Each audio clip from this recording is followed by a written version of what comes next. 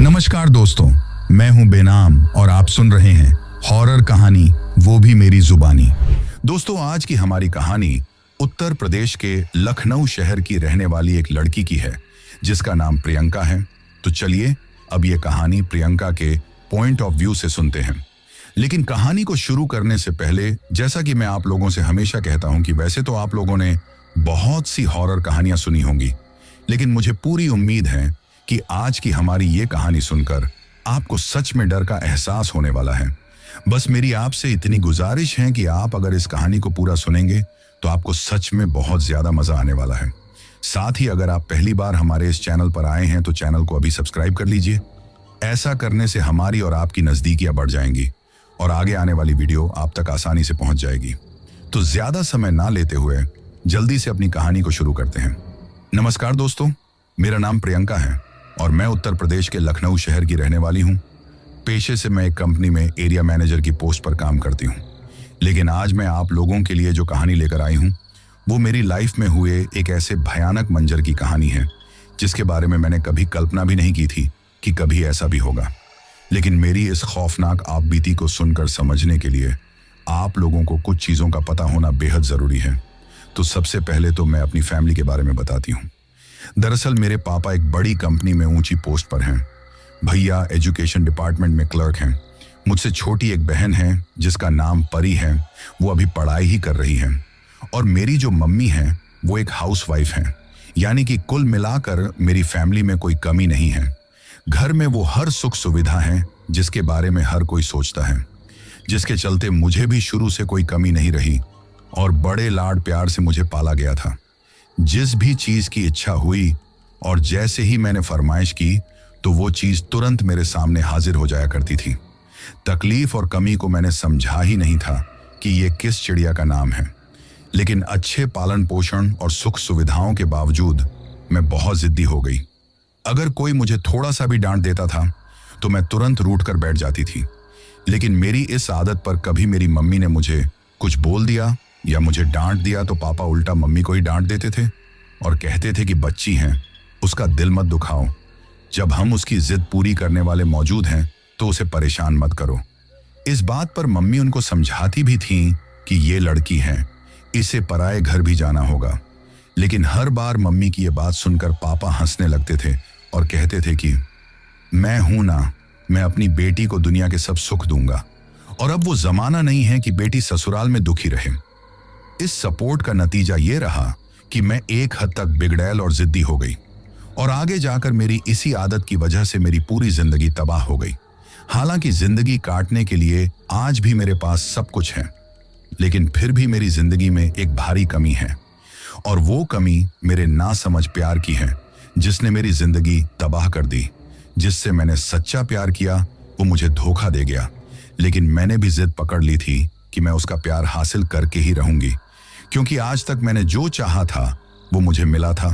तो अब मैं अपनी जिंदगी की सबसे बड़ी चाहत को कैसे छोड़ सकती थी। और फिर मैंने वो किया जिसे पढ़ाई लिखाई के इस दौर में, विज्ञान के इस युग में, जिसे कोई नहीं मानता है। और हाँ, पहले मैं भी इन सब चीज़ों को नहीं मानती थी, लेकिन जब इन सब चीज़ों ने मेरी लाइफ में अपना असर दिखाना शुरू किया और मुझे ये महसूस हुआ कि ये बदलाव उन्हीं सब चीज़ों की वजह से हो रहा है, तो फिर मैं इन सब चीज़ों में और भी ज़्यादा उलझती गई। दरअसल मैं यहाँ पर एक ऐसी चीज़ के बारे में बात कर रही हूँ जिसके बारे में आप लोगों ने भी कभी ना कभी सुना होगा, वशीकरण। जी हाँ, वशीकरण। लेकिन क्या वशीकरण से किसी की जिंदगी बदल सकती है?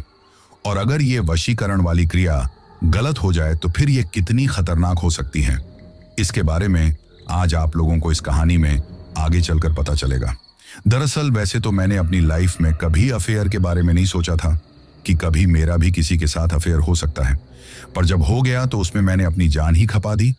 मैंने एक ही तो सपना देखा था जो अधूरा छूट रहा था, और कोई अधूरी चीज मैं कभी चाहती ही नहीं, फिर चाहे वो सपना ही क्यों ना हो। और भी थोड़ा खास था जो राघव था। सब कुछ शुरू हुआ राघव से। राघव मेहरा कॉलेज में मेरा सीनियर था, जो बेहद स्मार्ट था, अच्छी खासी हाइट थी, थोड़ा घमंडी लगता था, लेकिन जब हंसता था तो जैसे सारा माहौल बदल जाता था। पहली नजर से ही उसने मुझे पसंद किया। मेरी नजरें उसकी फीलिंग्स को पहचान गई थी। मुझे भी वो अच्छा लगा था। फिर हम अक्सर कैंटीन में मिलने लगे। पहले सिर्फ हाय हेलो की और फिर वो रोज मेरी नोटबुक मांगने लगा। मैं भी कहां समझ पाई थी कब उसकी बातें जहर बनती गई और कब मैं उसका नशा बन गई। फिर एक दिन उसने कहा, प्रियंका, मैं तुमसे प्यार करता हूं। वो पल मुझे आज भी याद है। कॉलेज के पीछे वो घना बरगद का पेड़ था। उसकी ठंडी छाया में मैं कुछ देर के लिए आकर खड़ी हुई थी। तभी वो भी कहीं से आ गया था। शायद वो मेरा ही इंतजार कर रहा था। उसके हाथ में गुलाब का फूल था। वो उसने मुझे दिया और मुझसे अपने प्यार का इजहार किया। उसके कहे वो 3 शब्द मेरे कानों में अभी भी गूंजते हैं। उस वक्त मैं उसके इजहार में पिघल गई। मेरी आंखों में खुशी के आंसू थे और होंठों पर मुस्कान थी, जैसे पूरा आसमान मेरे कदमों के नीचे हो। हम दोनों का प्यार दिनों दिन बढ़ता ही गया। अब मैं उसके साथ लाइफ बिताने की प्लानिंग करती रहती थी। वो मुझे अपने घर ले गया, अपने घर वालों से मिलवाया और अपने दोस्तों से भी मिलवाया। धीरे धीरे हम दोनों को साथ साथ रहते हुए 2 साल हो गए। मैंने अपने घर में राघव से शादी करने का दबाव बनाया, क्योंकि मेरे घर वाले इस शादी के लिए तैयार नहीं होते, क्योंकि मेरी और राघव की कास्ट अलग अलग थी। लेकिन मेरी जिद के आगे वे लोग हार गए और मेरी शादी करने को तैयार हो गए, क्योंकि मेरे बारे में तो पूरे घर को पता ही है कि मैंने जो ठान ली वो पूरी करके छोड़ती हूँ। पापा ने मुझसे कहा कि तुम राघव से बात करो और मुझे बताओ कि मैं रिश्ता पक्का करने कब जाऊं। मैंने राघव को फोन किया और वही बात पूछी कि मेरे पापा तुम्हारे घर रिश्ता पक्का करने आने वाले हैं, बताओ कब आए।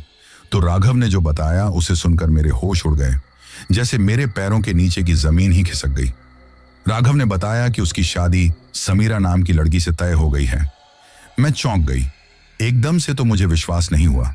मैंने उससे पूछा, ये क्या मजाक है राघव? तो उसने कहा, ये सच है, मेरी शादी तय हो चुकी है।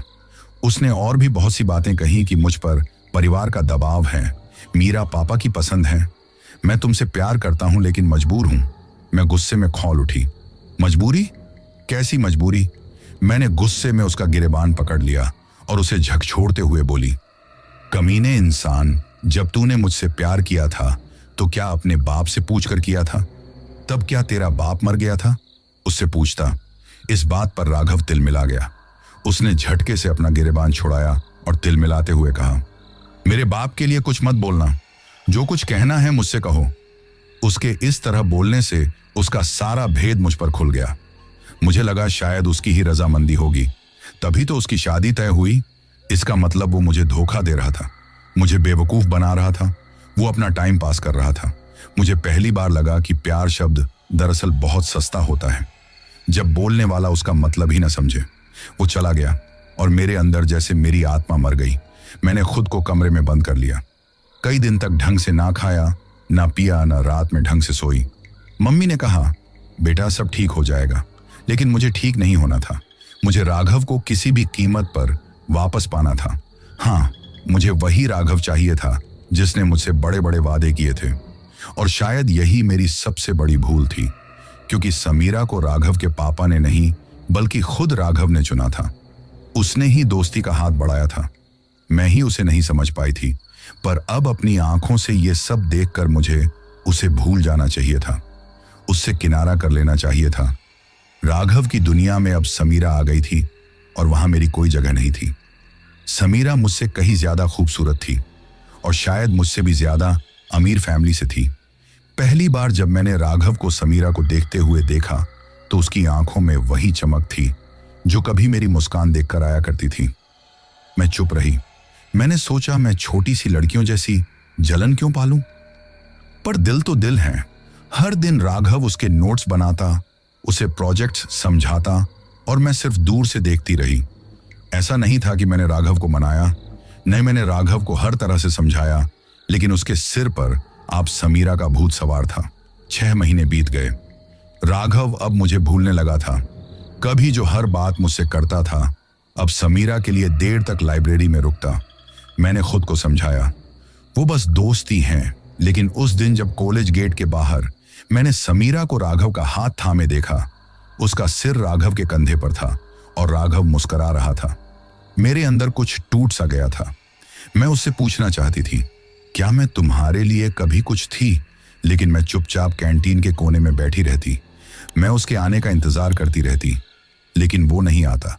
जब नहीं रहा गया तो मैंने उसे अकेले में पकड़कर कहा, राघव, क्या हम बात कर सकते हैं? उसने कहा, हाँ प्रियंका, बोलो ना, सब ठीक है।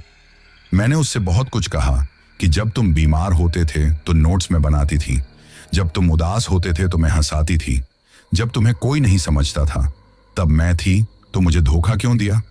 मैं पूछते पूछते जोर से रो पड़ी और वो मुझे छोड़कर चला गया। अब राघव और समीरा अब हर जगह साथ नजर आते थे। लोग कहते थे, क्या जोड़ी है? और मैं बस नाम बनकर रह गई, प्रियंका। बस उसकी क्लासमेट, पर सच्चाई ये थी कि मैं उसकी परछाई बन गई थी। मेरी दुनिया उसके ही चारों तरफ घूमती थी। अब मैं उससे पहले से भी ज्यादा प्यार करती थी। वो मेरी जिद बन चुका था। उसे हर हाल में मुझे हासिल करना था। कॉलेज की पढ़ाई खत्म हो गई और सब अपने अपने ठिकाने लग गए थे। किसी ने बिजनेस की शुरुआत कर दी, किसी ने जॉब कर ली और किसी ने अपना घर बसा लिया। सब अपनी लाइफ में आगे बढ़ चुके थे, केवल मैं ही अभी वहीं पर खड़ी थी। मेरी जिंदगी जैसे थम गई थी। अब भी मैं उसे याद करती हूँ। मम्मी ने मुझे बहुत समझाया, पर मेरे दिल को सुकून नहीं मिला तो उन्होंने झुंझला मुझे समझाना छोड़ दिया। आखिरकार उनको भी घर के सब काम करने होते हैं, और एक जमाने में उन्होंने भी मेरे लिए बहुत कुछ सोचा था जो मैंने मटियामेट कर दिया था। उन्होंने मेरी शादी के लिए एक से एक बढ़कर लड़के देखे, लेकिन मैंने सबको ठुकरा दिया, जिससे मेरी मम्मी बहुत मायूस हो गई। मैं दिन रात रोती रहती थी और डिप्रेशन में चली गई थी। मुझे यही सोच खाए जा रही थी कि मैं राघव की शादी कैसे झेल पाऊंगी। मुझे दुनिया से नफरत होती जा रही थी। मैं अब इस दुनिया में जीना नहीं चाहती थी और हर समय मेरे मन में सुसाइड करने का ख्याल आने लगा। मेरी ऐसी हालत देखकर मेरी मम्मी मुझे डॉक्टर के पास ले गई। उन्होंने टेंशन से दूर रहने को बताया। लौटते समय मैं अपने ख्यालों में खोई हुई थी कि मेरे कानों में एक आवाज गूंजी, खोए हुए प्यार को पाएं, वशीकरण करवाए, अपने मनचाहे प्रेमी प्रेमिका को अपने वश में करें। आगे और भी बहुत प्रचार हो रहा था, पर मैंने अपने मतलब का प्रचार सुना तो मैं देखने लगी। एक लड़का रिक्शे में स्पीकर लगाए हुए किसी बाबा का जोरदार ढंग से प्रचार कर रहा था। साथ में पर्चे भी थे जो आने जाने वाले लोगों को थमा देता था। मुझे इंटरेस्ट लेते हुए देखकर उसने एक पर्चा मुझे भी थमा दिया। मैंने उसमें लिखा हुआ मैटर पढ़ा तो मेरी आंखें चमकने लगी। मुझे उम्मीद की एक रोशनी दिखाई दी और मैं सोचने लगे कि क्या ये पॉसिबल है। अगर ऐसा है तो मैं इसे जरूर ट्राई करूंगी। इसके बाद मेरी सारी उदासी दूर हो गई और मैं खुश हो गई। मैं मम्मी के साथ घर पर आई। मैं अपने कमरे में चली गई और गेट को अंदर से बंद कर लिया। फिर मैंने पर्चे पर लिखे हुए फोन नंबर से कॉल की तो किसी आदमी की भारी आवाज आई, आप कौन? मैंने बताया कि मैंने आपका प्रचार देखा है, उसमें वशीकरण के बारे में लिखा है। क्या रियल में ऐसा है कि किसी प्रेमी या प्रेमिका को अपने बस में किया जा सकता है? और ये काम कौन करता है? उनका नाम मुझे बताइए। उधर से जवाब आया, नाम तांत्रिक कमालुद्दीन चंगड़ हैं। बहुत दूर दूर से लोग आते हैं, उनकी सब मुरादें पूरी होती हैं। यहाँ बहुत भीड़ होती है और किसी भी इंसान को बिल्कुल वश में किया जा सकता है। हम जिन्न को वश में करते हैं। आप जिस इंसान पर वशीकरण करवाएंगे वो उस इंसान का दिमाग फिरा देगा और वो इंसान आपके सामने घुटनों के बल चल कर आएगा। फिर आप उसे जैसे चाहे वैसे चलाएं। फिर आप उसके साथ जो भी चाहे वो करें। वो आपकी हर बात मानेगा। उसकी अपनी कोई इच्छा नहीं होगी, वो आपकी इच्छा के अनुसार चलेगा। इसके लिए आपको 25,000 की फीस जमा करनी पड़ेगी, जो ये एडवांस में होगी। उसके बाद हम जो उसके लिए और तंत्र साधना करेंगे तो धीरे धीरे खर्चा उसका बताते रहेंगे, वो आपको देना होगा। मैंने कहा ठीक है, मैं कल आपसे मिलने के लिए आऊंगी। अपनी डील डन करने के बाद मेरे चेहरे पर चमक आ गई। अब मेरे अंदर कोई उदासी नहीं थी। मैं बहुत खुश थी। गेट खोलकर मैं बाहर निकाल कर आई और मैंने मम्मी से कहा, मम्मी मुझे भूख लगी है, क्या कुछ खाना रखा हुआ है? मम्मी बड़े आश्चर्य से मेरी ओर देखने लगी, क्योंकि राघव से ब्रेकअप के बाद मैंने पहली बार खाना मांगा था। बाकी तो मुझे लोग जबरदस्ती करके खिलाते थे, जिसमें मैं कमजोर होती जा रही थी। मम्मी मेरी फरमाइश सुनकर बहुत खुश हो गई और मेरे लिए थाली परोस कर ले आई। मैंने खाने को देखकर कहा, मम्मी ये क्या बकवास सब्जी बना रखी हैं? आपको पता है कि क्या क्या पसंद है? मुझे तो दही बड़ा चाहिए। मम्मी की आंखों में खुशी के आंसू आ गए। बहुत समय के बाद मैं पुरानी वाली प्रियंका बन गई थी। उन्होंने कहा, बेटी मैं तेरे लिए दही बड़े बनाऊंगी और तेरी पसंद के सारे खाने बनाऊंगी। बस तू इसी तरह से खुश रहा कर। उस दिन शाम को मैं लंबे समय के बाद किचन में चाय बना रही थी। इस समय भैया छुट्टी पर आए हुए थे। दिन भर उनके खाने पीने के लिए कोई ना कोई चीज बनती ही रहती थी। भाभी और मम्मी इसी काम में लगी रहती थी क्योंकि भैया छुट्टी में ही आ पाते थे। रेलवे की नौकरी होने की वजह से उनकी ड्यूटी अभी तक तो कोलकाता में थी। अब ट्रांसफर होकर मुंबई में आए थे तो वहां उनके मन का वहां खाना पीना हो नहीं पाता था। मैंने चाय को छानते हुए भाभी से कहा, भाभी बताइए आज भैया के लिए क्या बना दूं? आज तुम्हारी किचन से छुट्टी है। भाभी ने भी मेरी तरफ ऐसे आश्चर्य से देखा जैसे मैं मंगल ग्रह से आई हूं। मैंने पूछा, क्या देख रही हो भाभी? मैं भैया के लिए आज नाश्ता बनाऊंगी, आप आराम कीजिए, भैया के पास जाकर बातें कर लीजिए। भाभी बहुत खुश हो गई और राहत की सांस लेकर अपने कमरे में चली गई। भाभी ने चाय के लिए आवाज लगाई, प्रियंका जरा जल्दी चाय लाना, तुम्हारे भैया की तबीयत कुछ ढीली लग रही है। मैं चाय की ट्रे लेकर ड्राइंग रूम में गई। भैया बिना देखे बोले, थैंक यू। मैं मुस्कुराई और कहा, तबीयत ठीक नहीं क्या भैया? उन्होंने कहा, अरे बस ऑफिस का स्ट्रेस है। मैं थोड़ी देर वहीं खड़ी रही, फिर भाभी ने मेरी पीठ थपथपाई, बैठ जाओ प्रियंका, मैं देती हूं चाय। वो मुझे कभी अकेला महसूस नहीं होने देती थी। मेरे दिमाग में यही चल रहा था कि कैसे भी सवेरा हो और मैं बहाना बनाकर वहां पहुंच जाऊं और अपना वशीकरण वाला प्रोग्राम करवाकर चुपचाप घर आ जाऊं। फिर देखती हूं राघव को। लेकिन तब मुझे पता नहीं था कि मैं कितनी बड़ी मुसीबत में फंसने जा रही हूं और जानबूझकर अपनी आफत को न्योता दे रही हूं, क्योंकि अभी दुनियादारी के बारे में मुझे कुछ पता नहीं था। मैंने तो अपने मम्मी पापा का लाड़ प्यार देखा था और दुनिया में कितना छल प्रपंच चलता है, कितनी बेईमानी चलती है और कितना धोखा चलता है। ये तो मैंने देखा ही नहीं था जो अभी देखना बाकी था। कल क्या होने वाला था, इस भाषा में अनजान थी। फिलहाल में अभी घर में नॉर्मल बिहेव कर रही थी, जिससे सभी लोग खुश थे। रात को मैं और परी छत पर बैठकर चांद देख रहे थे। परी लंबे अरसे के बाद मुझसे बातें कर रही थी, इसीलिए वो बहुत खुश थी। वो मुझसे पिछली बातें शेयर कर रही थी। दीदी, याद है जब आपने कॉलेज में एडमिशन लिया था तो पापा कितने खुश थे? उसकी बातों पर मैं मुस्कुरा दी। पगली किसी भी तरह से पिछली बातें याद दिलाकर मुझे खुश करना चाहती थी। अपनी बहन का ये प्यार और दुलार देखकर मेरी आंखें भर आई। सच में अपना अपना ही होता है। मैंने भी उसको निराश नहीं किया। अपनी तरफ से मैं भी उसको खुश देखना चाहती थी, इसीलिए मैंने बताया, हाँ उस दिन की मुझे अच्छी तरह से याद है और मम्मी ने मिठाई में घी ज्यादा डाल दिया था। मेरी इस बात पर उसे हंसी आ गई और हम दोनों एक साथ हंस पड़े। लेकिन परी थोड़ी देर बाद चुप हो गई और वो बोली, दीदी आप इतना गुमसुम क्यों रहती हो? मैं चुप हो गई क्योंकि परी को मेरे बारे में कुछ भी पता नहीं था। उसे केवल यही पता था कि पहले मेरी दीदी खूब हंसमुख थी, अब गुमसुम रहती हैं। मैं उसे कैसे बताती कि सबकी जिंदगी अपने अपने ढर्रे पर मजे से चल रही थी। पापा अब पहले जैसे नहीं रहे थे। उनका बिहेव मेरे लिए बहुत बदल चुका था। अब वो मुझसे ज्यादा नहीं बोलते थे क्योंकि उनके मन में मेरे लिए गुस्सा भरी थी। इस बात को मैं बखूबी जानती थी। वो बस चुपचाप खाना खा लेते थे, अखबार पढ़ते थे और चुपचाप सो जाते थे। मम्मी अपने ही कामों में बिजी रहती थी। मुझे लाड़ प्यार तो खूब करती थी, लेकिन उनके भी मन में ये नाराजी ही थी कि मैं उनके कहने से कहीं शादी नहीं कर रही थी, अपनी लाइफ को सेट नहीं कर रही थी। वो गुस्सा धीरे धीरे एक छिड़ के रूप में बदल गई थी, इसलिए वो भी मुझसे कटी कटी ही रहती। भैया अब भाभी की दुनिया में खोए हुए थे। वे अपने फ्यूचर की प्लानिंग बना रहे थे क्योंकि वो अब मुंबई में जॉब करते थे तो भाभी यहाँ लखनऊ में रहती थी। उनको ये दूरी बहुत ही परेशान करती थी, इसीलिए वे प्लानिंग कर रहे थे कि थोड़े दिनों में भाभी को भी साथ ही ले जाएं और अपनी लाइफ को हंसी खुशी से बिताएं। उनको भी मेरे बारे में सोचने की कोई फुर्सत नहीं थी। भैया की शादीशुदा जिंदगी, परी की पढ़ाई और मम्मी की गृहस्थी सब सही था। बस मेरी लाइफ डिस्टर्ब थी। मेरी किस्मत में बस राह देखना बचा था क्योंकि मैंने सच्चा प्यार किया था। उसकी मुझे सजा भोगनी थी। बातें करते करते परी सो गई थी और मैं फिर अकेली जाग रही थी। अचानक फोन वाइब्रेट हुआ। स्क्रीन पर राघव कॉलिंग आ रहा था। मैं चौंक पड़ी। इतनी रात को राघव का फोन क्यों आ रहा है? मेरा दिल जोर जोर से धड़कने लगा। मैंने कॉल रिसीव की। उधर से आवाज आई, हेलो प्रियंका, कैसी हो? मैंने कहा, ठीक हूं। तुम मेरी खोज खबर क्यों ले रहे हो? तुमने तो मुझे मार ही डाला। उधर से राघव की आवाज आई, देखो, मैं तुम्हें परेशान नहीं करना चाहता हूँ। मैंने इसलिए फोन किया है कि मेरे पीछे मत पड़ना। आज मेरी शादी हो गई है। क्या? मैं जोर से चौंक पड़ी और मेरे मुंह से निराशा भरी आवाज के साथ निकाला, क्या आज तुम्हारी शादी हो गई? लेकिन ऐसी तो कोई खबर नहीं थी। राघव का चिढ़ा हुआ अंदाज मुझे साफ सुनाई दे रहा था। तो क्या मैं ढिंढोरा पीटता और तुमको बताने आता?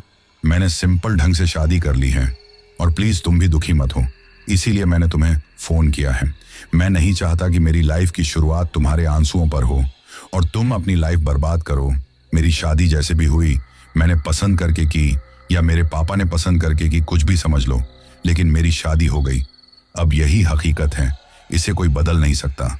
अब तुम भी अपनी शादी कर लो और अपनी जिंदगी सेटल कर लो, इसे बर्बाद मत करो, नहीं तो मेरे मन को यह एहसास हमेशा सताता रहेगा कि मेरी वजह से एक जिंदगी खराब हुई है। समझ गई? तुम समझदार हो, समझ से काम लो। प्लीज प्रियंका, बात को समझा करो, इसी में हम दोनों की भलाई है। मैंने गुस्से में दांत पीसते हुए उससे कहा, पहले मुझसे 2 साल तक ऐश करता रहा, मीठी मीठी बातें करता रहा, प्यार करने का नाटक किया और अब कहता है कि मैं तुझे भूल जाऊं। अरे सच्चा प्यार होता है तो उसे दुनिया की कोई भी ताकत रोक नहीं सकती, लेकिन तुझे तो धोखा ही देना था। तुझे प्यार था ही कब? इसलिए बेहतर है कि तू अपनी जिंदगी में खुश रह और मैं अपनी जिंदगी में कुछ भी करूं। तुझे क्या? अब देखना मैं तेरे साथ क्या करती हूं। ऐसा कैसे हो सकता है कि मैं दिन रात रोती रहूं और तू ऐश करता रहे? जैसे मैं रोती हूं, जैसे तू और तेरी नई बीबी भी रोएगी, समझा? ऐसा कहकर मैंने फोन काट दिया। फिर बाकी बची हुई रात में मैं अपने कमरे में अकेले लेटी रोती रही, आंसू बहाती रही। दीवार पर छत वाला पंखा घूम रहा था और मेरी आंखें बस छत को घूर रही थीं। मन में एक ही सवाल था, क्या मैं अब किसी की जरूरत नहीं रही? मैं बस अपने सपनों को हर दिन थोड़ा थोड़ा मरते देख रही थी। ऐसे ही सोचते सोचते सवेरा हो गया। सुबह भाभी मेरे पास आई और बोली, चाय बना रही हूं, मेरे साथ चलोगी? मैंने कुछ नहीं कहा, लेकिन उनकी बात सुनकर मुझे थोड़ा सुकून मिला कि चलो, सवेरे सवेरे दिमाग खराब है, थोड़ा सा तो सुकून मिलेगा। हम दोनों किचन में बैठ गए। भाभी ने मेरी आंखों में देखा और बोली, प्रियंका, तुम खुश हो ना? मैंने हल्की सी मुस्कान देकर पूछा। हाँ, मतलब सब ठीक है। मैं भी मुझसे कहने लगी, देखो मैं तुम्हारी भाभी हूं, बहन जैसी हूं। कुछ तुम्हारे दिल में हो तो बता दो, बता देना अच्छा होता है, क्योंकि मैं देखती हूं तुम बहुत सोचती हो, हर समय एक अलग दुनिया में खोई रहती हो। तुम्हारे दिमाग में क्या चल रहा है मुझसे शेयर करो तो मैं कुछ तुम्हें बता सकती हूँ, तुम्हारी कुछ हेल्प कर सकती हूँ। अब सोचती हूँ कि अगर मैंने उन्हें कुछ बता दिया होता तो शायद आज मेरी लाइफ दूसरी होती। कभी कभी मन की बातें दूसरों को बताने से सही रास्ता भी मिल जाता है। मैं जिस भयानक रास्ते पर कदम रखने जा रही थी, अगर भाभी को जरा सा भी अंदाजा हो जाता तो मैं उस सत्यानाश से बच सकती थी। लेकिन मैंने कहा, कुछ नहीं हुआ बहस, मैं ठीक हूं, सब सही है। और मैं मन में तांत्रिक के यहां जाने की प्लानिंग करने लगी। उसी दिन शाम को राघव ने फिर मैसेज किया तो मुझे बहुत आश्चर्य हुआ। उसने लिखा था, प्रियंका, कभी कभी लगता है कि मैंने तुम्हारे साथ साथ खुद को भी खो दिया है। मैंने स्क्रीन को घूरा। जाने क्यों मुझे ऐसा लग रहा था कि राघव के दिल में शायद मेरे लिए अभी भी सॉफ्ट कॉर्नर है। फिर मेरे दिल में एक आवाज उठी कि तू जो उसके लिए वशीकरण वाला तंत्र मंत्र करने जा रही है, क्या यह सही तरीका है? अगर तेरा प्यार सच्चा है तो उसे उसकी जिंदगी में खुश रहने दे। उससे बदला लेने के लिए या अपने मन की खुशी के लिए जबरदस्ती अपनी लाइफ में क्यों खींच रही है? पर मैंने अपनी उस दिल की आवाज को तुरंत झटक दिया। नहीं, घुट घुट कर जीने से अच्छा है कि अपने मन की कर लो। जिंदगी एक बार मिलती है। मैंने हंसी खुशी भाभी के साथ नाश्ता किया और किसी को जाहिर नहीं होने दिया कि मैं कुछ डिस्टर्ब हूं। लेकिन भाभी की बातों से मुझे ऐसा लग रहा था जैसे वो मुझ पर शक करने लगी हैं। उनको दिखाने के लिए मैं नॉर्मल रहने की कोशिश कर रही थी, लेकिन मेरा बार बार घड़ी देखना और जाने के लिए तैयार होना भाभी को शक में डाल रहा था। मैंने कहा, मैं मंदिर जा रही हूं, आज मेरा दिमाग ठीक है, मैं थोड़ा भगवान से अपने लिए प्रार्थना करूंगी तो मम्मी खुश हो गई। उन्होंने कहा, बेटी ठीक है, चली जाओ। मैं घर से बाहर निकली। मैंने अपने पर्स में रुपये भी डाल दिए थे जो उनको एडवांस देने थे। मैं घर से बाहर निकली और थोड़ी दूर जाने पर मैंने पीछे घूमकर देखा कि कहीं कोई मेरे पीछे तो नहीं आ रहा, लेकिन वहां कोई नहीं आ रहा था। इसलिए मैंने एक बैटरी रिक्शा की और मैं उस पर बैठ गई। मैं अब जल्दी से जल्दी तांत्रिक के पास जाना चाहती थी, क्योंकि मेरा दिल बुरी तरह से टूट चुका था, लेकिन मेरा दिमाग उससे अलग नहीं हो रहा था। मैं उसे किसी भी हाल में वापस पाना चाहती थी, चाहे कुछ भी करना पड़े। मैंने बैटरी रिक्शा वाले को तांत्रिक कमालुद्दीन चंगड़ का पता बताया, तो वो भी बोला कि वो तो बहुत पहुंचे हुए तांत्रिक बाबा हैं, आप जो भी मुराद लेकर जाओगे पूरी हो जाएगी। मेरा बच्चा बीमार रहता था, मैंने उसके लिए यहां से झाड़ फूंक करवाई। मेरा बच्चा आज तक ठीक है। उसकी बात सुनकर मुझे और भी विश्वास हो गया। रिक्शा वाले ने मुझे उसके यहां पहुंचा दिया। वो जगह शहर से थोड़ा दूर थी और ये एक पुराने खंडहर जैसी इमारत थी। चारों तरफ घने घने पेड़ उगे हुए थे। एक तरीके से कह सकते हैं कि ये एक जंगली इलाका था जहां कोई आता जाता नहीं था।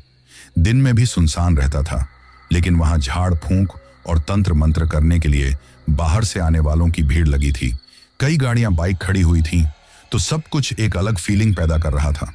लग रहा था यहां अगरबत्तियों की खुशबू, हरी चादर और अजीब तरह का तंत्र मंत्र का सामान रखा हुआ था।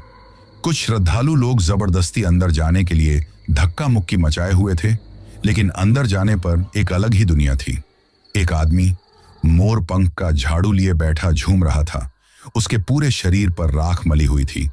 उसकी लंबी लंबी दाढ़ी, भभूत से सना हुआ माथा उसको डरावना लुक दे रही थी। उसकी आंखों में अजीब सी चमक थी। उसकी आंखें लाल लाल थीं, जिन्हें देखकर ही डर लग रहा था। उसने मुझे अंदर बुलवाया और कहा, तू चिंता मत कर बेटी, तेरे बारे में मुझे सब पता चल चुका है। राघव तुमसे बचकर कहीं नहीं जाएगा। शाम तक वो तेरे चरणों में पड़ा होगा। बस धैर्य रख और तंत्र की तैयारी कर। मुझे एक छोटे से कमरे में बिठाया गया। वहां दीवारों पर काले कपड़े टंगे थे, जिनके साथ काले धागे लटक रहे थे। बीच में एक गोल लकड़ी का आसन था और उसके चारों ओर सफेद चाक से खींची गए कुछ लकीरें थीं। तांत्रिक चंगड़ ने धूनी जलाई, उसमें लोबान डाला और मुझसे कहा, इसे सूंघ ले बेटी, मन शांत होगा, फिर मैं जिन्न बुलाऊंगा। मैंने वैसा ही किया। जैसे ही धूनी का धुआं मेरे नथुनों से अंदर गया, मुझे बड़ा अजीब सा लगा। धीरे धीरे मेरी आंखों के सामने अंधेरा छाने लगा। मेरा सिर घूमने लगा और सब कुछ धुंधला होता गया। आखिरी बार मैंने देखा कि बाबा कुछ बुदबुदा रहा था और कमरे में 2-3 लोग और भी घुस आए। तांत्रिक उन्हें कुछ बताने लगा और पता नहीं किस चीज का इंतजाम होने लगा। फिर मैंने उन लोगों को कैमरा सेट करते देखा। वो मेरी ओर मोबाइल का कैमरा घुमा रहा था। मेरे दिमाग में खतरे की घंटी बजी। मेरी समझ में आ गया कि मैं किसी खतरे में फंस चुकी हूं। मैं वहां से भागने के लिए उठी, लेकिन जैसे ही मैं खड़ी हुई, मेरा शरीर लहराया और मेरा दिमाग अंधेरे में छा गया। फिर मुझे कुछ पता ही नहीं चला कि मेरे साथ क्या हुआ। होश आने पर जब मेरी आंखें खुली, तो मेरी आंखों के सामने अस्पताल की सफेद छत थी। मेरा सिर बहुत भारी था, सांसें धीमी धीमे चल रही थीं और दिल में डर था। मेरे बेड के बगल में स्टूल पड़ा था, उस पर मेरी भाभी बैठी हुई थी। उनकी आंखों में आंसू थे, लेकिन चेहरे पर राहत थी। मैंने धीरे से उनसे पूछा, भाभी मैं कहाँ हूं? भाभी ने मेरा हाथ थामा और धीमे से कहा, तुम बच गई प्रियंका, भगवान का लाख लाख शुक्र है। भाभी ने सच्चाई खोली। उन्होंने बताया, मुझे तुम पर शक हो गया था। तुम पिछले कई दिनों से गुमसुम थी और उस दिन अचानक ही सबसे हंसने बोलने लगी और जानबूझकर खुश होने का ऐसा रिएक्ट कर रही थी कि मुझे शक हो गया था कि कुछ गड़बड़ है। तुम बोलकर निकली कि मंदिर जा रही हो। मुझे कुछ ठीक नहीं लगा तो मैंने तुम्हें चुपचाप फॉलो किया। क्या तुमने किसी औरत को घूंघट मारकर चलते हुए देखा था? उनकी इस बात पर मुझे ध्यान आया कि वाकई में मैंने एक औरत को अपने पीछे आते हुए देखा था। वो बहुत लंबा घूंघट किए हुए थी। तब मुझे सपने में भी शक नहीं हुआ था कि ये मेरी भाभी हो सकती हैं। भाभी ने मुझे आगे बताया, जब तुम उस तांत्रिक के पास गई तो मैं भी वहीं पहुंची। मैंने उनके चेले से मिलकर कहा कि मुझे औलाद होने की भभूत लेनी है।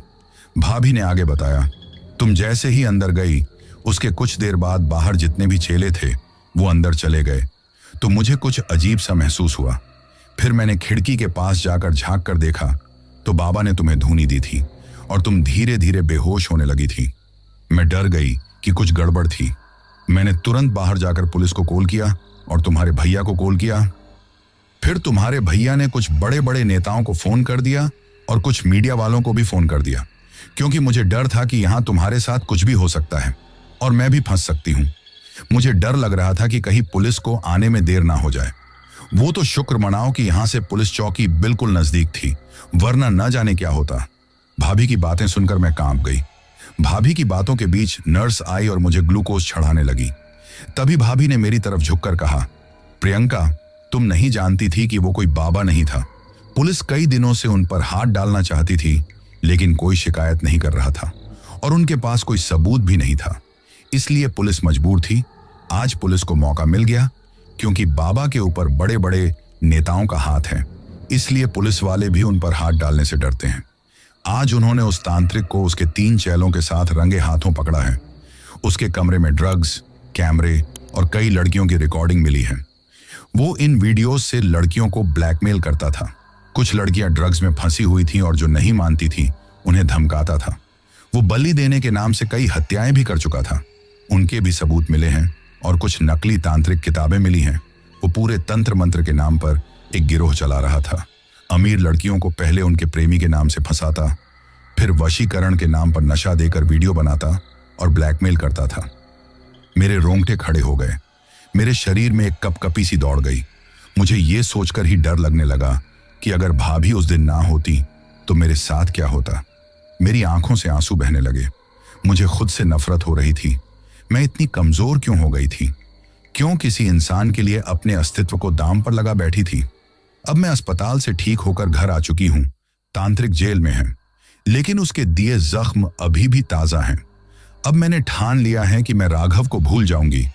वशीकरण के नाम से मुझे इतना बड़ा धोखा मिला कि मेरा वशीकरण पर से विश्वास ही उठ गया। लेकिन मुझे नहीं पता था कि आगे वशीकरण का मुझे ऐसा जादू देखने को मिलेगा कि मैं वशीकरण से अपना बदला भी ले लूंगी। आने वाला समय कभी किसी को बताता नहीं और मेरा वो समय आने ही वाला था और मैं अब सच्चे सच्चे वशीकरण को देखने वाली थी। मैं पढ़ी लिखी, आत्मनिर्भर और अंधविश्वासों से कोसों दूर रहने वाली लड़की थी। मुझे ये सब वशीकरण, टोना टोटका, तंत्र मंत्र की बातें हमेशा मजाक लगती थीं। लेकिन राघव की वजह से मैंने इसको भी करके देखा और मेरा इन टोटकों पर से विश्वास उठ गया। मगर उस दिन जो मैंने देखा वो मेरी सोच, मेरा विश्वास, मेरी पूरी दुनिया हिलाकर रख गया। ये सब तब शुरू हुआ जब मैंने अपने घर में कहा कि मैं कुछ दिन घूमना चाहती हूँ, मानसिक शांति चाहती हूँ। इसके लिए सब ने खुशी खुशी इजाजत दे दी। मेरी एक सहेली उत्तराखंड में रहती थी और मेरी मौसी भी उत्तराखंड में रहती हैं, तो मेरा टिकट करवाने के लिए भैया ने बोला, लेकिन मैंने मना कर दिया। मैंने कहा मैं अपनी स्कूटी से जाऊंगी तो मैं मनचाहे ढंग से रुककर नेचुरल सीन भी देख सकती हूँ। इस बात पर सबने एतराज किया, लेकिन मैंने फुल सेफ्टी रखने का वादा किया तो धीरे धीरे सब मान गए। मैंने वहां जाने के लिए अपनी तैयारी कर ली। मैं अकेले ही शांति पाने के लिए उत्तराखंड की पहाड़ियों में गई। सूरज ढल रहा था।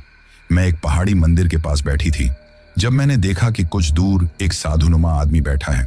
वो आंखें मूंदे हुए लाठी के सहारे बैठा हुआ था। उसका शरीर शांति की नहीं, किसी भारी रहस्य की भाषा बोल रहा था। मैंने सोचा कि चलो बात करते हैं। वैसे भी मुझे इस तरह के बाबाओं से कोई डर नहीं लगता। मैंने उसके पास पहुंचकर कहा, नमस्ते बाबा, आप यहाँ अकेले क्या कर रहे हैं? उसने आंखें खोली और धीमी मुस्कान के साथ मेरी ओर देखा और बड़ी रहस्यमयी आवाज में बोला, मैं बस वही कर रहा हूं जो लोग मुझसे करवाते हैं। मैंने पूछा, आपका कहने का मतलब क्या है? मेरी बात सुनकर बाबा को हंसी आ गई और वो धीरे धीरे हंसते हुए बोला, मतलब ये है कि मैं वशीकरण करता हूं। मुझे आश्चर्य हुआ कि बाबा को वशीकरण की बात कैसे पता चल गई, क्योंकि मेरे मन में अभी वशीकरण की ही बात चल रही थी। फिर मैंने सोचा, हो सकता है ये बाई चांस हो। मैं बाबा की बात पर खुलकर हंसी और बोली, बाबा जी, दरअसल वशीकरण नाम की कोई चीज इस दुनिया में है ही नहीं। ये सब छलावा है, झूठ है। आप जैसे लोग भोले भाले लोगों की भावनाओं से खेलते हैं। मेरी इस बात पर उसने कहा, शायद तुम ठीक कहती हो। अब उसने मुस्कुराना बंद कर दिया। उसकी आंखें अब किसी गहरे कुएं जैसी लग रही थीं, जहां शांति नहीं, सन्नाटा था। उसके पास कुछ ही दूरी पर एक पति पत्नी का जोड़ा बैठा हुआ था, जो कुछ खाने पीने में व्यस्त था। वे दोनों लोग आपस में हंस बोल रहे थे। तभी बाबा ने उसे औरत की तरफ देखा और उसे कहा, आओ चलो मेरे पीछे आओ। वो बिना कुछ कहे उठकर चलने लगा। मैंने सोचा शायद बुरा मान गया, लेकिन तभी वो औरत उठी और उस बाबा के पीछे चलने लगी। उसे देखकर सब चौंक गए। उसका पति दौड़ता हुआ आया और चिल्लाया, रेखा, ओ रेखा, कहां जा रही है तू? सुन तो सही। मगर वो रेखा नाम की औरत बिना पीछे देखे बाबा के पीछे चलती रही। उसकी चाल किसी नींद में चलने वाले की तरह थी, जो बिना होशो हवास के बाबा के पीछे चली जा रही थी। उसका पति झुंझलाकर उसके पास गया और उसका हाथ पकड़ लिया और उससे नाराज होकर बोला, रेखा, ये क्या पागलपन है? ये सड़क पर क्या तमाशा कर रही है? बहुत देर हो चुकी है, चल घर चल। लेकिन रेखा ने झटका मारकर उससे हाथ छुड़ाया और बाबा के पीछे चल दी। ये तमाशा देखकर वहां पर भीड़ जमा हो गई। कुछ लोग ये सीन देखकर हंसने लगे, कुछ लोग चौंक गए। मुझे समझ में नहीं आ रहा था कि ये क्या हो रहा है। बाबा अचानक रुक गया। उसने बिना पीछे देखे ही उस औरत से कहा, जा, तू अपने पति के साथ जा। बाबा की ये आवाज सुनते ही रेखा ठिठक गई, जैसे वो किसी नशे से बाहर आई हो या जैसे नींद से जाग गई हो। उसने खुद को देखा और चारों तरफ खड़ी भीड़ को देखा और अपने पति को देखा। जब उसे सारी बात पता चली तो बहुत बुरी तरह से शर्मा गई। वो शर्मिंदा होकर बोली, पता नहीं मुझे क्या हो गया था। वो अपने पति के पास लौट गई। मैं सन्न रह गई थी और सोच रही थी कि ये क्या था। मैंने खुद अपनी आंखों से देखा था कि वो औरत किस तरह से किसी सम्मोहन में चली जा रही थी। फिर बाबा मेरी तरफ मुड़े और बोले, प्रियंका, अब भी कहोगी कि वशीकरण झूठ है? ये तो बस कुछ समय का वशीकरण था, लेकिन अभी पक्का वाला वशीकरण तुमने नहीं देखा है। मुझे लगा कि मेरी जुबान जवाब दे चुकी है। मैं उनके पैरों में गिर पड़ी और मैं उससे रो रो कर कहने लगी, बाबा, मैं भी राघव को वापस पाना चाहती हूं, नहीं तो मैं पागल हो जाऊंगी। बाबा ने मेरा माथा छूकर कहा, जो आंखों से देख लिया उस पर अब भरोसा करना पड़ेगा, लेकिन रास्ता आसान नहीं है। अगर डर लगे तो अभी लौट जाओ। मैंने रोते हुए सिर झुका लिया और दिल को पक्का करके बोली, मैं तैयार हूं बाबा, आप जो कहेंगे मैं वही करूंगी। बस राघव को फिर से मेरा बना दीजिए। बाबा ने एक कागज पर कुछ लिखा और बोला, ये मेरे आश्रम का पता है, कल रात 1 बजे वहां आ जाना। वहां से तुम्हारा सफर शुरू होगा। मैंने कागज में देखा, उस पर बाबा का नाम रुद्रनाथ लिखा हुआ था और पूरा पता लिखा था। रात को मैं होटल में लौटी तो दिमाग सुन्न था। जब मैं जी जान से चाहती थी कि मैं वशीकरण करवाकर राघव को वापस पालूं, तो मेरे साथ धोखा हो गया। और अब जब मैंने दिमाग से उस चीज को निकाल दिया था, तो मेरे सामने वशीकरण को लेकर खुद ही बाबा हाजिर हो गया। ऐसा लगता था जैसे भगवान ही ये सब चाहता हो।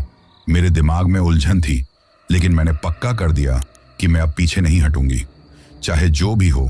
मैंने राघव की तस्वीर देखी और मेरी आंखें छलक पड़ी। अब मुझे फर्क नहीं पड़ता था क्या सही है और क्या गलत है। मैं बस राघव को वापस चाहती थी और इसके लिए मैं किसी भी हद तक जाने को तैयार थी। अब मैं रात होने का इंतजार कर रही थी। हालांकि मेरे दिल की धड़कनें बढ़ी हुई थीं, लेकिन मैंने अपने आप को कंट्रोल किया हुआ था। रात के 1 बजे पूरा शहर सो रहा था, लेकिन मेरी आंखों में नींद नहीं थी। मैंने अपनी स्कूटी ली और बताए हुए पते पर चल पड़ी। बाबा रुद्रनाथ का आश्रम शहर से कुछ दूर एक बंजर इलाके में बना हुआ था, जो एक वीरान टीले पर बसा था। रात के समय रास्ते के पेड़ पौधे अंधेरे में खड़े हुए बिल्कुल भूतियां लग रहे थे, जिससे डरावना माहौल पैदा हो रहा था। मैंने अपनी स्कूटी वहीं नीचे खड़ी की और टॉर्च लेकर ऊंचाई की ओर चढ़ने लगी। हर कदम पर मेरा दिल धड़क रहा था और ऐसा लग रहा था कि जैसे मैं किसी मौत के कुएं में कूदने जा रही हूं। आश्रम की दीवारें काले धुएं से रंगी थीं। अंदर घुसते ही एक अजीब सी महक आई, जैसे धूप, राख और कुछ सड़ी गली चीज की महक हो। वो एक गुफानुमा कमरा था। वहां तांत्रिक रुद्रनाथ धूनी रमाए बैठा था। सामने त्रिशूल, खोपड़ी का कलश और एक जलता हुआ दीप रखा हुआ था। मैंने डरते डरते कदम आगे बढ़ाए। वो आंखें बंद करके बैठा था, फिर बिना आंखें खोले ही बोल पड़ा, आ गई तू मोह तुझसे जो ना कराए वो मोह नहीं। मैंने डरते हुए कहा, मैं तैयार हूं बाबा, मैं राघव को वापस पाने के लिए कुछ भी करूंगी। रुद्रनाथ ने आंखें खोली। उसकी पुतलियां सामान्य नहीं थीं। वे ऐसी लग रही थी कि जैसे किसी गहरे कुएं में झांक रही हो। बाबा ने मुझे चेतावनी देते हुए कहा, तो सुन प्रियंका, वशीकरण कोई बच्चों का खेल नहीं है। ये तंत्र है और तंत्र बल मांगता है। पहली साधना में तेरे खून की एक बूंद, एक काला धागा और एक नींबू लगेगा। मैंने डरते डरते पूछा कि कब जरूरत होगी। बाबा ने जवाब दिया, आज रात कब्रिस्तान में आना होगा। वहां सिर्फ आत्माएं घूमती हैं और चीख पुकार मचाती हैं। तू बिल्कुल डरना मत। मैं मन ही मन में सिहर उठी, लेकिन फिर राघव का चेहरा याद आया और वो टाइम याद आया जब वो समीरा के साथ मंदिर में शादी की तस्वीरें डाल रहा था और मेरा दिल फट गया था। मैंने हिम्मत जुटाते हुए जवाब दिया, ठीक है बाबा, मैं आ जाऊंगी। कब्रिस्तान तो क्या, मैं दूसरे लोक में जाना होगा तब भी वहां पहुंच जाऊंगी। मैं रात में कब्रिस्तान में पहुंची तो मेरी डर के मारे टांगे कांप रही थीं और दिल धड़क रहा था। ऐसा लग रहा था जैसे कोई पीछे से दबोच लेगा, नहीं तो सामने से आकर कोई नोच लेगा। लेकिन मैं आंखें बंद किया, बस एक ही बात को याद कर रही थी कि राघव को वश में करना है। मैंने खुद को पहले कभी इतना निर्जीव महसूस नहीं किया था। चारों ओर बस अधूरी चिताएं, टूटी कब्रें और गहरा सन्नाटा था।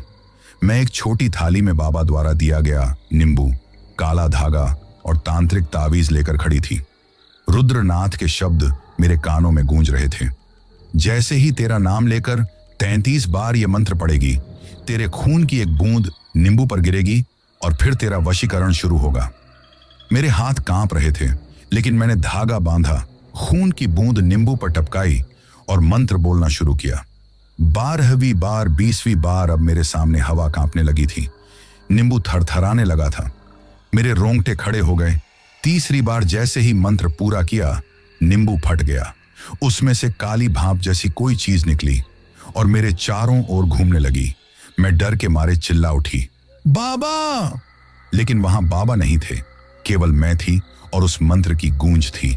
बस उस रात मैंने समझा कि प्रेम पाने के लिए आत्मा तक गिरवी रखनी पड़ती है। जब मैं वापस आश्रम लौटी, रुद्रनाथ बाहर खड़ा था। वो मुझे देखकर मुस्कुराया नहीं, उसने सिर्फ इतना कहा, तूने पहला दरवाजा पार कर लिया है, ये अब असर दिखेगा, लेकिन कीमतें अभी बाकी हैं। मैं जिस होटल में रुकी थी वहां वापस लौट गई तो सवेरा होने वाला था, इसलिए मुझे कोई पूछताछ नहीं हुई। मैं अपने कमरे में चले गई।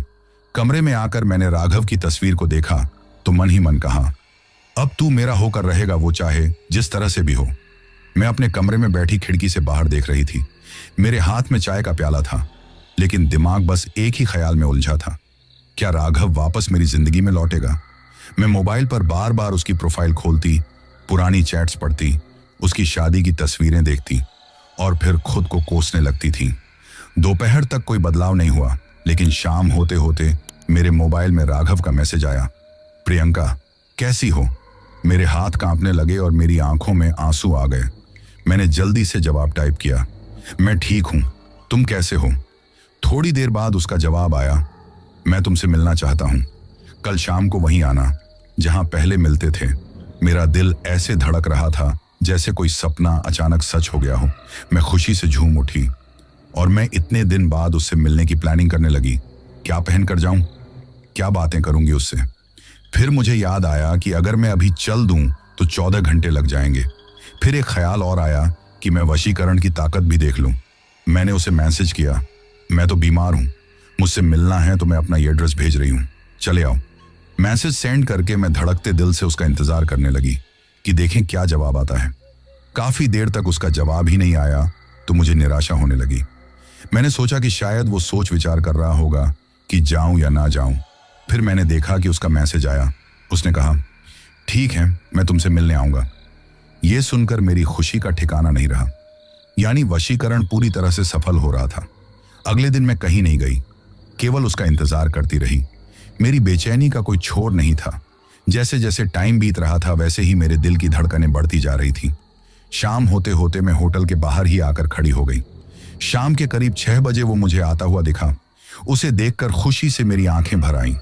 राघव वैसा ही था, हल्की दाढ़ी थी, लेकिन आंखों में अजीब सी सुस्ती थी और होठों पर एक बनावटी सी मुस्कान थी। मैंने उसका स्वागत किया और उसे अपने रूम में ले गई। उससे कहा, तुमने अचानक कैसे याद किया? राघव धीमी आवाज में बोला, बस दिल किया। पुरानी बातें याद आ रही थीं। उसकी बातों में गर्माहट तो थी, लेकिन कुछ अलग भी था जो मुझे चुभ रहा था। वो बीच बीच में जैसे खो जाता था, कुछ पूछो तो गुमसुम हो जाता था। बात करते करते एक टक देखने लगता, जैसे वो खुद ना होकर कोई और हो। वो पूरी रात मेरे रूम में रुका। हम लोगों ने ढेर सारी बातें की, पुरानी बातों को याद किया और फिर सवेरे हम दोनों ने घूमने का प्रोग्राम बनाया। पूरे दिन हम लोग खूब जी भरकर घूमे। अब मैं बहुत खुश थी। मेरी खुशी का कोई ठिकाना ही नहीं था। अब कोई कमी नहीं लग रही थी। मैं सोच रही थी कि अगर वो थोड़ा गुमसुम भी हैं तो कोई फर्क नहीं पड़ता। 100% खुशी किसी को नहीं मिल सकती। राघव का मोबाइल मैंने देखने के लिए मांग लिया था। उस पर समीरा के मैसेज आ रहे थे, कॉल आ रही थी, लेकिन मैंने मोबाइल को ही स्विच ऑफ कर दिया। इस पर राघव ने कोई एतराज नहीं किया, क्योंकि अब वो मेरे हाथों की कठपुतली बना हुआ था। जैसा मैं कह रही थी वो वैसा ही कर रहा था। उसकी अपनी कोई इच्छा ही नहीं थी। लेकिन मैं समझ रही थी कि अगर लगातार 2-3 दिन राघव गायब रहा तो समीरा पुलिस का भी सहारा ले सकती है। इसलिए मैंने मोबाइल फिर से ऑन करके राघव को थमा दिया और बताया कि समीरा की कॉल और मैसेज आ रहे हैं। अब राघव ने उसका जो भी जवाब दिया हो मुझे नहीं पता, लेकिन उसने मुझे बताया वहां समीरा बहुत परेशान है। वो सोच रही हैं कि मुझे कुछ हो गया है। मैंने राघव से कहा, अब तुम घर जा सकते हो, नहीं तो समीरा परेशान हो जाएगी, लेकिन वहां जो भी बातें हों वो मुझे बताते रहना। उसने कहा, ठीक है, जैसा तुम बताओगी मैं वैसा ही करूंगा, और वो चला गया। फिर उसने मुझे जो वहां की रिपोर्ट भेजी वो इस तरह से थी कि राघव के जाने पर उसी रात समीरा अपने घर के मंदिर में बैठी थी। उसे कुछ दिन से राघव का व्यवहार अजीब लग रहा था। राघव बेमन से बातें करता, और तो और उसने एक बार समीरा को प्रियंका कहकर पुकार लिया था। तभी समीरा समझ गई थी कि कुछ तो गलत हो रहा है। वो मंदिर में गई और वहां एक साध्वी मां से मिली, जो गांव में बहुत प्रसिद्ध थी। समीरा ने रोते हुए उनसे कहा, मां, लगता है मेरे पति पर किसी ने कुछ कर दिया है। वो मेरे नहीं रहे। ऐसा लगता है कि जैसे कोई उनका मन और शरीर दोनों छीन ले गया हो। साध्वी मां ने उसकी हथेली देखी, माथे पर तिलक लगाया और फिर बोली, बेटी, किसी ने उस पर मोहिनी प्रयोग किया है। वशीकरण करके तांत्रिक विधि से उसका मन बांध लिया गया है। वो अब अपने आपे में नहीं रहा। समीरा घबरा गई। वो बोली, क्या इसका कोई उपाय है? साध्वी मां ने गंभीर होकर कहा, अभी कुछ नहीं हो सकता। जब काला जादू बढ़ता है तब वो खुद को प्रकट करता है। तू अब ध्यान रख, जल्दी ही सब सामने आएगा। समीरा और राघव की ये बातें मुझे राघव ने बताई। मैं अभी घर नहीं लौटी थी। राघव मुझसे फिर से मिलने लगा था। उसका प्यार, उसका साथ, सब कुछ लौट रहा था, लेकिन उसकी आंखों में अब वो चमक नहीं थी जो कभी मुझे देखकर जिंदा दिली से मुस्कुराता था। अब बस रोबोट की तरह देखता था, जैसे किसी ने उसे आदेश दिया हो। एक रात मैंने पूछा, तुम ठीक हो ना राघव?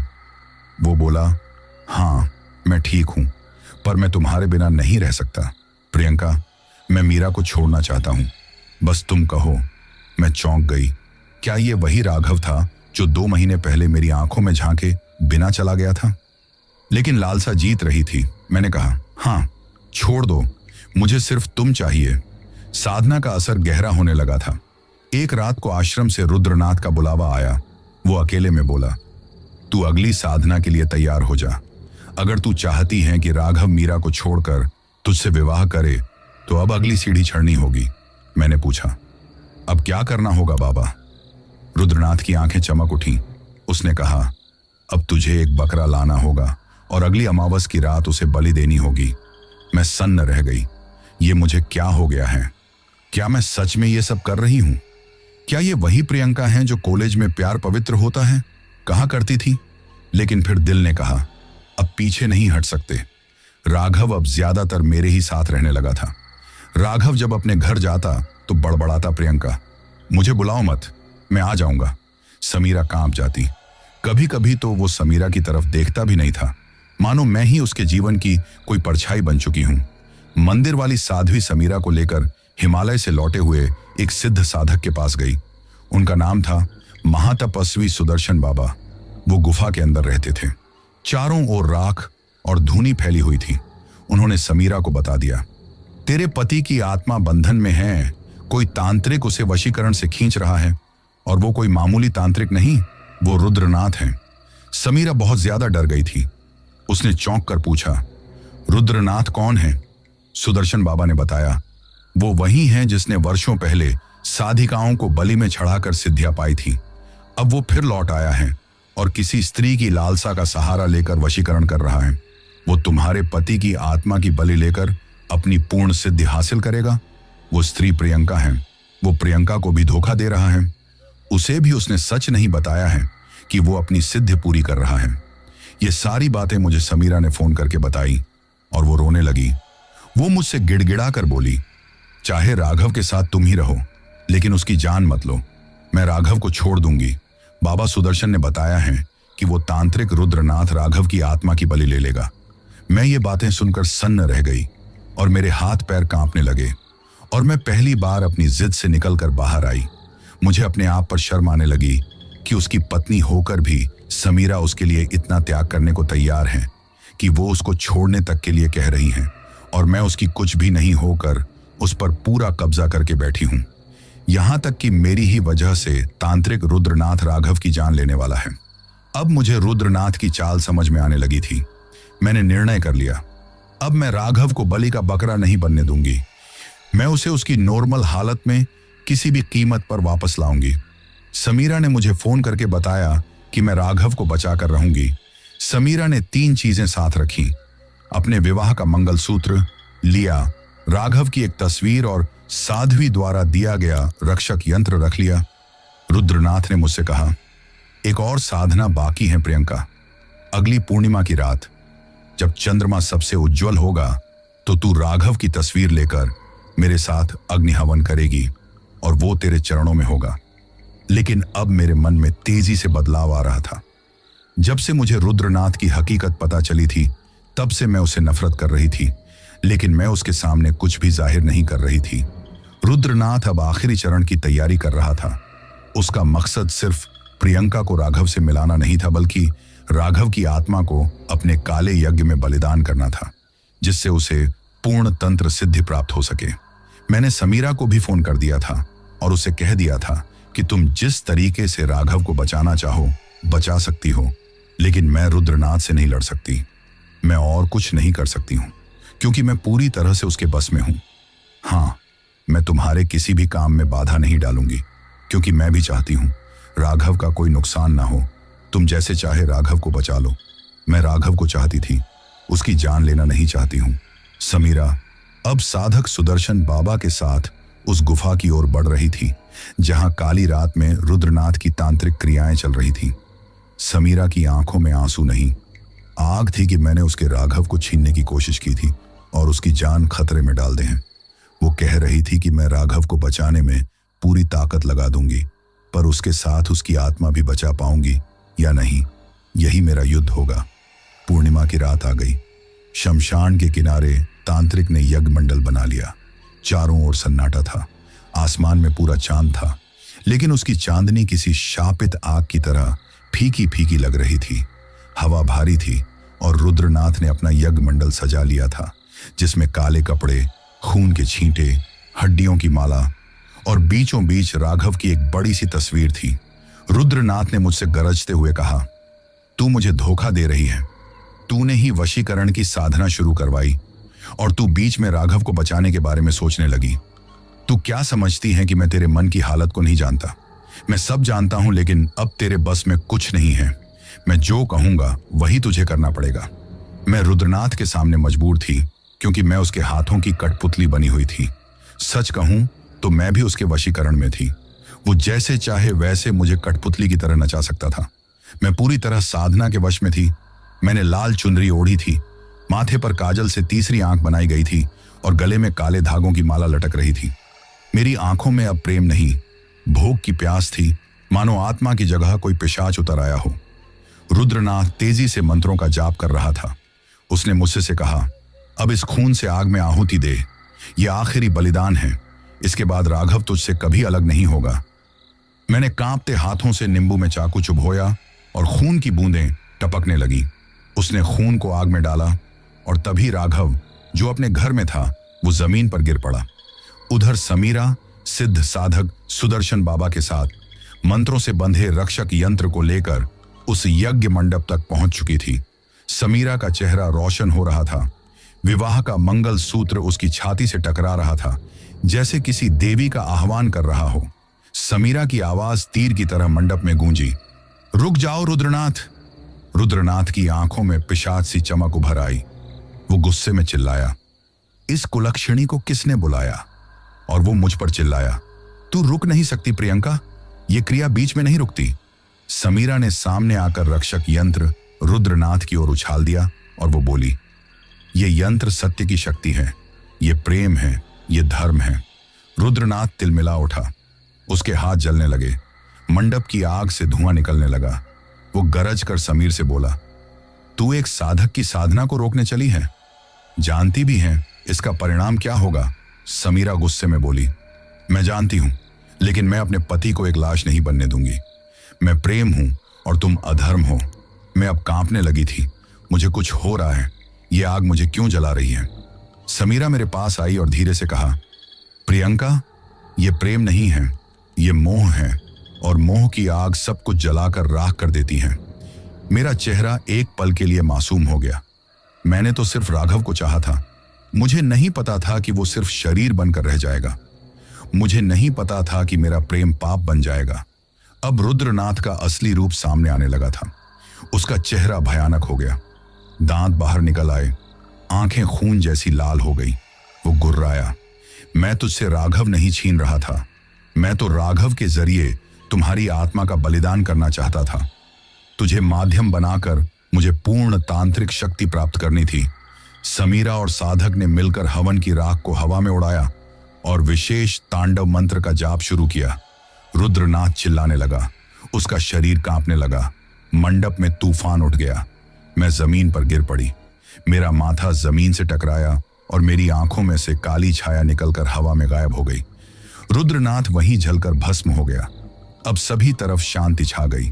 राघव, जो बेहोश पड़ा था, वो धीरे धीरे होश में आने लगा। उसने समीरा की ओर देखा, उसकी भावनाओं से भरी हुई आंखें साफ थीं। वो समीरा से पूछ रहा था, समीरा, मुझे क्या हुआ था?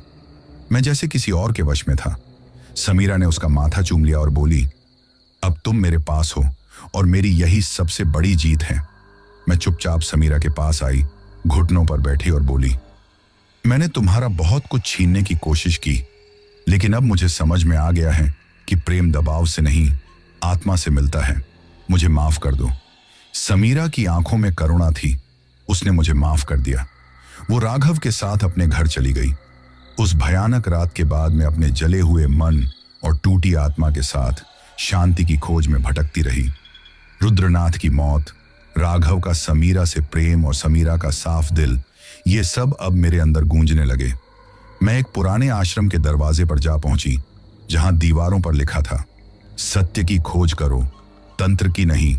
मैं फटी हुई साड़ी में बिखरे बालों के साथ आश्रम में दाखिल हुई। आश्रम की गुरु माताजी सरस्वती मुझे देखते ही पहचान गई। उन्होंने पूछा, तू वही है ना जिसने प्रेम को वश में करने की कोशिश की? अब क्या चाहती हैं? मैं फूट फूट कर रो पड़ी और मैंने कहा, अब सिर्फ शांति चाहिए। अब कोई राघव नहीं, कोई मोह नहीं चाहिए। अब खुद को वापस पाना है। माताजी ने मेरे सिर पर हाथ रखकर कहा, तब तुझे तप करना होगा, सेवा करनी होगी। मैं वही आश्रम में रहकर साध्वी का जीवन बिताने लगी। पूरे आश्रम में झाड़ू लगाती, गौ सेवा करती। ऐसे कई महीने गुजर गए। इस बीच में ऐसा नहीं है कि मेरे घर वाले मुझे भूल गए। मेरे मोबाइल पर उनकी बहुत कॉल्स पड़ी थी। मेरे पापा और भैया भी मुझसे मिलने आए। उन्होंने मुझे बहुत मनाया, लेकिन मैं वापस नहीं गई। और ये तो उनको पता ही था कि मैं बचपन से ही जिद्दी हूं। वे निराश होकर वापस लौट गए। एक दिन राघव और समीरा मुझसे मिलने आए, जिन्हें देखकर मैं चौंक पड़ी। राघव अब पूरी तरह ठीक हो चुका था।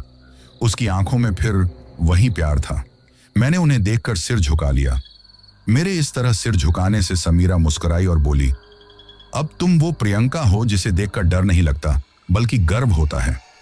राघव ने मुझसे कहा, मुझे माफ करना प्रियंका, मैं तुम्हें कभी समझ नहीं पाया, लेकिन तुम्हारा रास्ता अब सही है। पर प्लीज मुझे अब और डिप्रेशन में मत डालो। जो होना था वो हो गया। समझो कि हम लोगों की किस्मत भगवान लिखता है। तो अपनी तरफ से किसी को परेशान मत करो और घर चलो। अंकल, आंटी, भैया, भाभी और परी सब तुम्हारे लिए परेशान हैं। अब सारी बातें छोड़ो और घर पर चलो, फिर देखो कि तुम्हारा ख्याल कौन नहीं रखता है। समीरा बोली, हम दोनों लोग तुमसे बराबर मिलने आते रहेंगे। तुम्हारा ये सोचना गलत है कि तुम्हारा कोई ध्यान नहीं रखता है। अगर तुम्हारा ध्यान नहीं रखता तो तुम्हारी भाभी तुम्हें उसे कमालुद्दीन छंगड़ से कैसे बचाती? ये कहते कहते राघव के चेहरे पर मुस्कान आ गई। अब मुझे भी उसे पर गुस्सा चढ़ी। मैंने उसकी पीठ पर एक धौल लगाते हुए कहा, अगर चिढ़ाया तो सर फोड़ दूंगी। फिर से पहले वाला माहौल लौट आया था। मैं और राघव हंसने लगे, लेकिन साथ में समीरा भी हंस रही थी। मां सरस्वती से विदा लेकर हम तीनों लोग घर पर चले आए। घर पर एक सरप्राइज इंतजार कर रहा था। समीरा का भाई आया हुआ था। मुझसे परिचय कराया गया। उसने कहा, डॉक्टर सुमित, नाम तो सुना ही होगा। शाहरुख खान की स्टाइल में कॉलर खड़ा करते हुए उसने ये डायलॉग बोला तो सबको हंसी आ गई। मैं भी उसकी खुशमिजाज आदत से इंप्रेस हो गई। फिर अगले महीने में हमारी शादी भी हो गई। इस तरह से मैं समीरा की भाभी बन गई और मुझे जिंदगी का सबसे बड़ा सबक मिला। जीना है तो समीरा की तरह जियो। प्रेम से सबका दिल जीता जा सकता है, जबरदस्ती नहीं। आज मेरी खुशहाल जिंदगी है।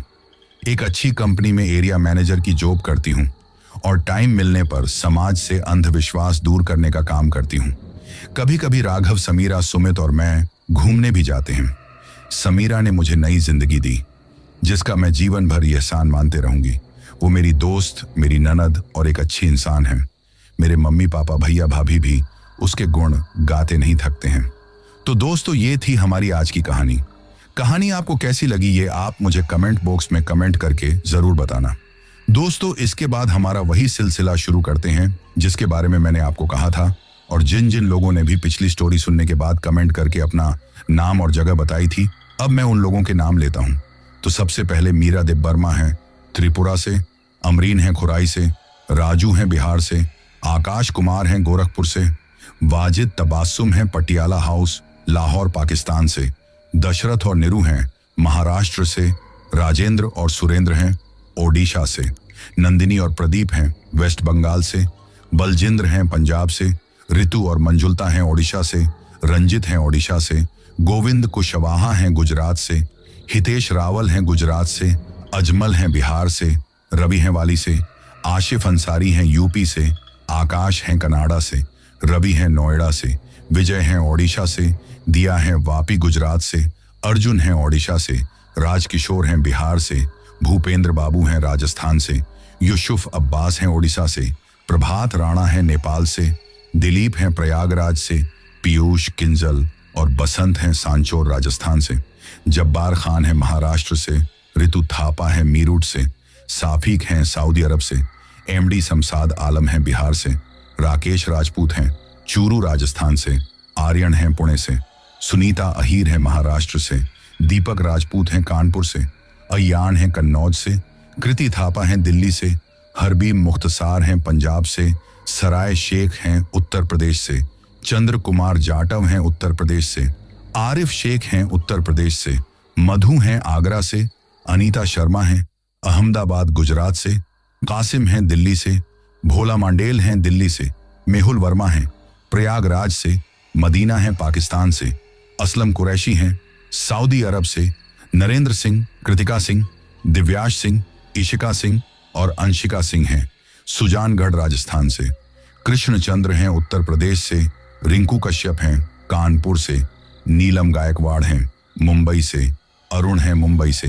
प्रसन्नता शाह हैं त्रिपुरा से, तेजल परमार हैं गुजरात से, पप्पू हैं मेरठ से, स्नेहल मिट्ठे हैं सोलापुर से, सौरभ हैं लुधियाना पंजाब से, मासिर सराय मीर हैं आजमगढ़ से, राजेश कुमार हैं हरियाणा से, काजल ठाकुर हैं मुरादाबाद से, गुलशन राज हैं गुजरात से, गोल्डन गोपाल हैं उत्तर प्रदेश से, अली हसन हैं फिरोजाबाद से, साजिद खान हैं शेखुपुरा पाकिस्तान से, चंद्र कुमार जाटव हैं उत्तर प्रदेश से, लक्ष्मण हैं तेलंगाना से, वाईसोंग हजांग हैं थाईलैंड से, पूर्ण चंद हैं बालोतरा राजस्थान से, सहदाब अंसारी हैं दिल्ली से, समुद्र श्रेष्ठा हैं काठमांडू नेपाल से, श्याम हैं मणिपुर से, सोनिया सागर और नीरव सागर हैं उत्तर प्रदेश से, पिंटू दे हैं असम से, अमित कुमार हैं दिल्ली से, सुखदेव लखोत्रा हैं गुजरात से, अरविंद भाई, गीताबेन, राज, रिंकल, दीप और सोनम हैं राजकोट गुजरात से,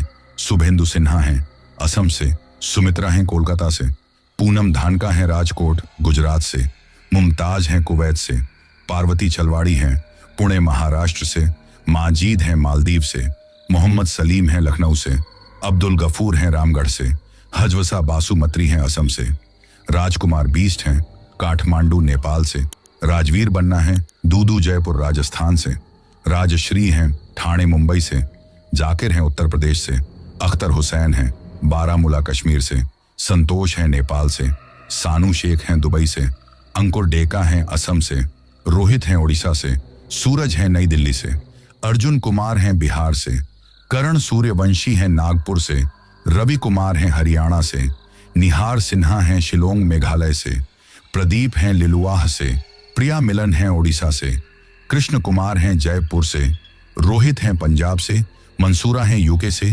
केडी ठाकुर हैं गुजरात से, सुमीत हैं उज्जैन से, शहजाद बाबर हैं लाहौर पाकिस्तान से, निरुपमा नायक हैं ओडिशा से, आरती प्रजापति हैं कोटा से, राहत हैं लखनऊ से, सीमा हैं नोएडा से, विपिन कुमार हैं दिल्ली से, विकास हैं नेपाल से, ऋचा शर्मा हैं अरुणाचल से, प्रिया हैं ओडिशा से, अमित हैं कानपुर से, इमरान हैं अमेरिका से, अभिराज हैं धनबाद झारखंड से, संतोष यादव और संजना यादव हैं बिलासपुर छत्तीसगढ़ से, रजान नूर कीका हैं महाराष्ट्र से, गुलशन प्रजापति हैं फिरोजाबाद से, इरफान सिद्दीकी हैं मुंबई से, गोलू डांगी हैं भोपाल से, राजेश कन्हार हैं ओडिशा से, यूएस तिवारी और हर्ष तिवारी हैं प्रयागराज से, राजुल्ला हैं यूपी से, प्रिंस महंतो हैं बेगूसराय बिहार से, सुष्मिता यादव हैं आजमगढ़ उत्तर प्रदेश से, रचना कुमारी हैं बिहार से, नोखे लाल हैं यूपी से, राखी शर्मा हैं आगरा से,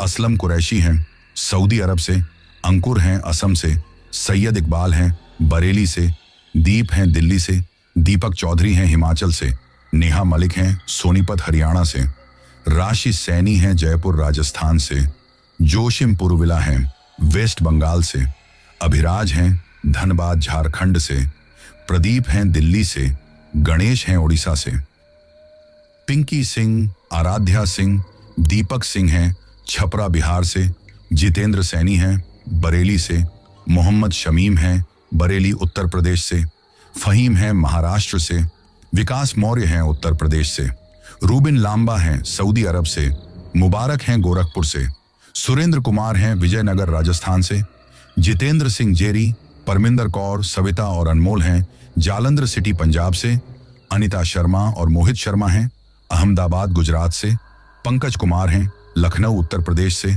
शहजाद आलम हैं धनबाद झारखंड से, अहमद हमदोन राशिद हैं मालदीव से, अशोक जलवा हैं बुड़ार से, पूनम पांडे हैं गुरुग्राम से, निशि शर्मा शारदा हैं दिल्ली से, शरीफ हैं सूरत से, अंजुम शेख हैं सूरत से, गुरदेव सिंह हैं अमृतसर से, राजेश कुमार हैं जॉर्डन से, मोहित पासवान हैं बिहार से, अभिराज हैं आजमगढ़ से, दीपक ठाकुर हैं दिल्ली से, माधुरी चौहान हैं रायगढ़ से, डीके बोरो हैं असम से, उमेश हैं नेपाल से, विक्रम ठाकुर हैं रानिया से, माया शर्मा हैं मॉरिशस से, आसिफ खान हैं अलवर राजस्थान से, अदनान खान हैं बिहार से, डॉक्टर दर्शन गिल हैं पंजाब से, तेजवाली खान और मुस्तफ़ा खान हैं इंग्लैंड से, सीमा तांती, आरुष तांती हैं मुंबई से, अजय राजभार हैं आजमगढ़ से, पुष्पा राणा हैं नागपुर से, रोहित झा हैं बिहार से, निखिल हैं राजस्थान से, और सबसे लास्ट में स्नेहल मिट्ठे हैं